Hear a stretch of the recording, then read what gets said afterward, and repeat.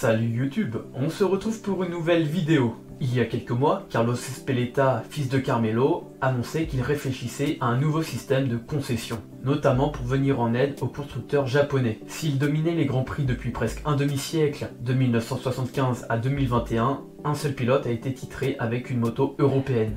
C'est Casey Stoner en 2007 sur Ducati. Mais depuis 2-3 ans, la tendance est inversée et même renversée. Les marques européennes dominent tout, pendant que les manufacturiers japonais galèrent. Après quelques mois de recherche, la commission des Grands Prix, constituée des instances dirigeantes du MotoGP, a sorti un nouveau format de concession. Celui-ci a été validé par tous les constructeurs. J'insiste bien là-dessus, tous sont acquiescés à l'idée de ce nouveau système. Et dans cette vidéo, on va voir comment celui-ci fonctionne.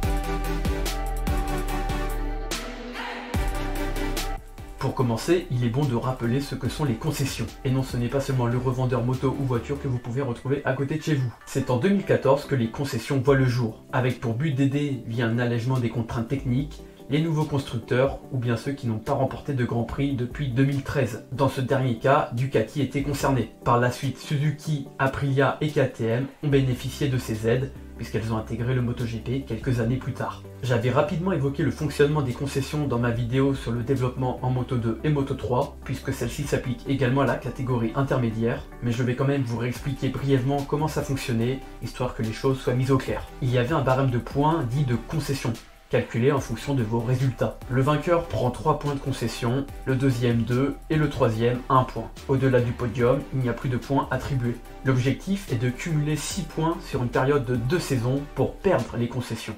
Après ce laps de temps ou bien la perte de celle-ci, les points sont remis à 0.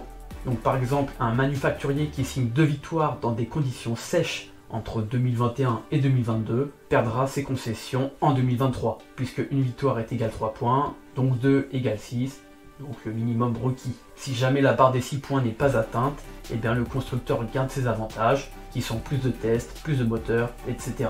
Dans le cas où un fabricant n'est plus en possession de ses avantages, mais qu'il veut les reprendre, il n'a pas le choix de scorer moins de 6 points de concession, toujours sur une période de 2 saisons. C'est-à-dire ne pas faire de podium sur cette longue durée, ce qui est impensable pour des constructeurs comme Yamaha ou Honda.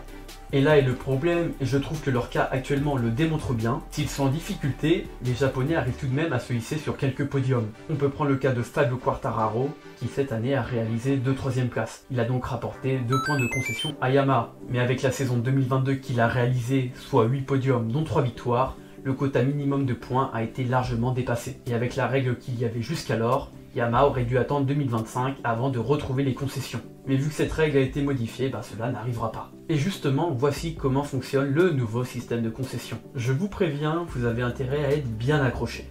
Avant c'était binaire, soit il y avait des concessions, soit il n'y en avait pas. Maintenant, il y a en permanence 4 rangs, le A, le B, le C et le D. Être A c'est le top, et être D, c'est pas la forme. Ces rangs ou ranking, comme disent les anglo-saxons, sont déterminés en fonction du pourcentage de points pris par les usines sur 2 périodes, que l'on verra après. Pour ne pas vous perdre, je vais d'abord vous montrer comment on classe les constructeurs dans ces rangs. Prenons le nombre de points possibles dans une saison. En 2023, il y a eu 20 Grands Prix et 19 courses sprint, puisque celle de Phillip Island a été annulée. Par conséquent, le nombre maximum de points pour une usine était de 728. Pour compter les points, on prend le résultat du pilote le mieux placé de chaque constructeur à chaque course. Ainsi, cette année, Ducati a largement dominé. Ils ont scoré 700 points, soit 96% de ceux-ci. Le constructeur italien est donc classé en rang A. KTM ont pris 51% des points, ils sont donc en rang C, et Honda seulement 25% des points, ils sont donc classés en D.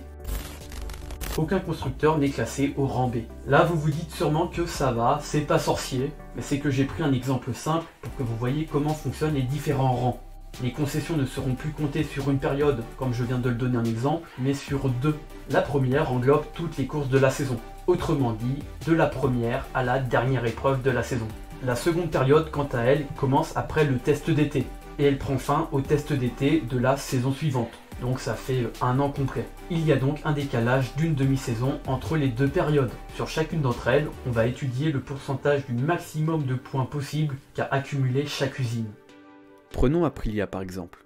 Imaginons lors de la saison 2024, qui équivaut à la période 1, qu'Aprilia prend 45% des points. Alors elle passera en rang C la saison prochaine en 2025.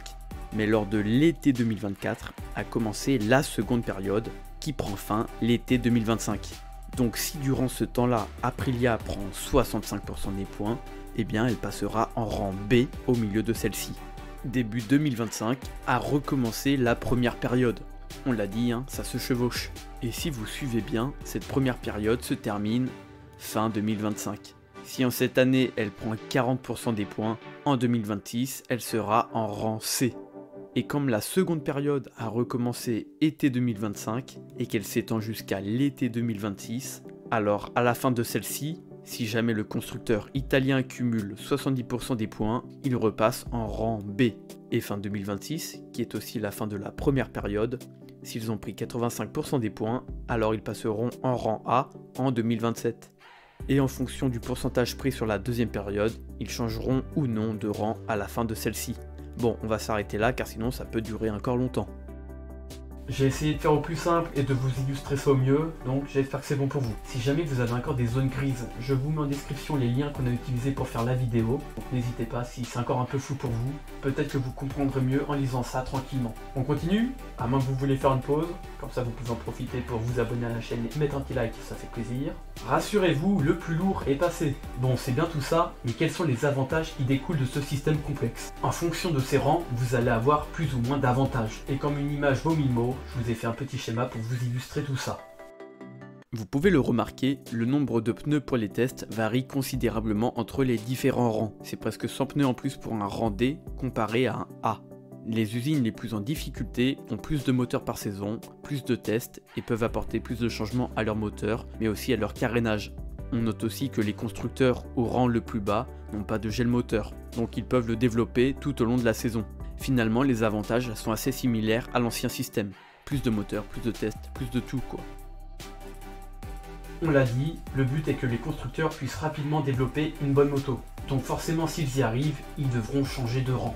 Et que se passe-t-il dans ce cas-là? Les contraintes et les avantages du rang dans lequel il est s'appliquent jusqu'à ce qu'il rechange de rang. Imaginons qu'une usine soit pour la première période dans le rang C, et qu'en seconde période, elle passe dans le rang B. Elle avait le droit à 6 wildcards dans la saison, mais puisqu'elle change de rang au milieu de celle-ci, son nombre de wildcards passe à 3, puisque c'est le maximum en rang B. Et si elle en a déjà fait 3, puisqu'elle le pouvait en première partie de saison, eh bien ça ne fait rien. Elle a quand même le droit à son maximum de 3 wildcards, même si elle en a déjà fait, peu importe, voilà. Pareil, si une usine passe du rang D au rang C lors de la seconde période, alors elle disposera de moins de moteurs pour courir la saison, et celui-ci sera gelé pour la saison suivante, sauf si le constructeur revient dans le rang D avant la fin de saison.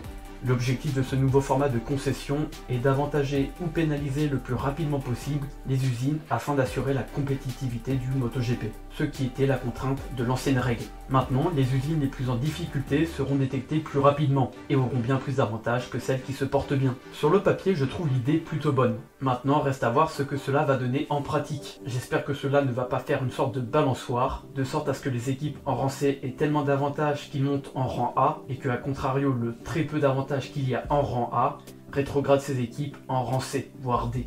Et que cela se répète à chaque période et que potentiellement on ait une équipe qui soit au top niveau et qui en quelques mois rétrograde au bas du classement, puis ensuite elle remonte et elle retombe et elle remonte et elle retombe, et une sorte de cycle en fait, où il n'y a aucune stabilité.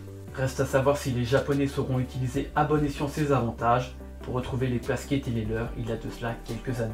Et pour le savoir, eh bien rendez-vous dans le futur.